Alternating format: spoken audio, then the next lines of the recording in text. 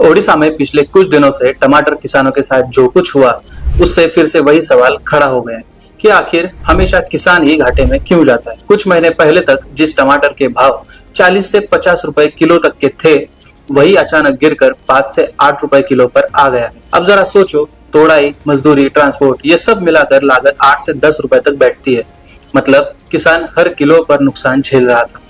कई जगहों पर हालत इतनी खराब हो गए थे कि किसान मंडी तक माल ले जाने के बजाय खेतों में ही फेंकने लगे थे, क्योंकि ले जाने का खर्च भी उनसे नहीं निकल पा रहा था। वजह साफ थी कि इस बार उत्पादन बहुत ज्यादा हुआ, यानी ओवर सप्लाई।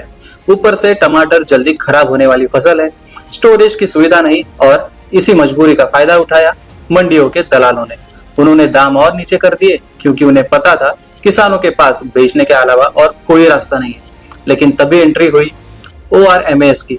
इस सरकारी एजेंसी ने पूरा खेल बदल दिया। उन्होंने किसानों को सीधे बाजार से जोड़ना शुरू कर दिया, यानी किसान अब अपना टमाटर सीधे शहर के ग्राहकों को, रिटेल दुकानों को और सरकारी स्टॉल पर बेचने लगा, बिना किसी बिचौलिया के। और यहीं पर पूरा गेम फिर से पलट गया। जहाँ पे किसान को मंडी में 5 से 8 रुपए भाव मिल रहा था, वही डायरेक्ट सेलिंग में 15 से 20 रुपए तक का भाव मिलने लगा। मतलब दाम 2 से 3 गुना बढ़ गया। किसानों को राहत तो मिली और ग्राहकों को सस्ता टमाटर भी मिला।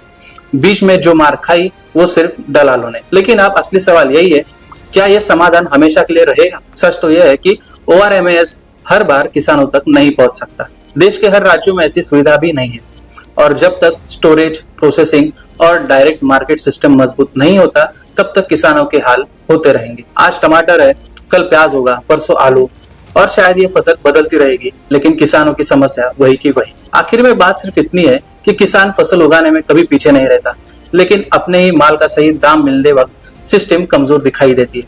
और जब तक ये नहीं बदलेगा तब तक किसान के हालात नहीं सुधरने वाले। और किसानों के मुनाफे की बात हम हमेशा आप तक लाते रहते हैं, और सही जानकारी आप तक पहुंचे इसके लिए हम प्रयास करते रहते हैं। और इसीलिए आप भी पालवी एग्री यूट्यूब चैनल को सब्सक्राइब कीजिए और ऐसी ही जानकारी वीडियोस के लिए हमें देखते रहिए। धन्यवाद।